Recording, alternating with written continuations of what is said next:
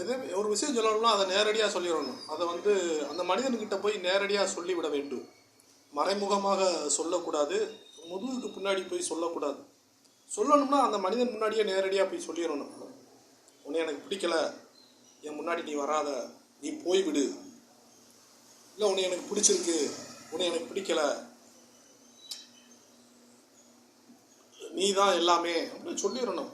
இல்லை உன்னை எனக்கு பிடிக்கலப்பா, நீ போயிடப்பா அப்படின்ட்டா போயிட போகிறாங்க. யார் வந்து வந்து முன்னாடி வந்து நிற்க மாட்டாங்க. போய் நிற்கணும்னு அவசியம் இல்லை. நீ என்ன ஒன்று ஒரு கடவுள் கிடையாது, மனுஷன், சாதாரண மனுஷன். இதான் சொல்ல, நேரடியாக சொல்லணும். நேரடியாக சொல்ல தகுதி இல்லாதவன்லாம் வந்து எதில் வந்து நிற்கக்கூடாது, பேசக்கூடாது. வந்து களத்தில் இறங்கிடணும். நேரடியாக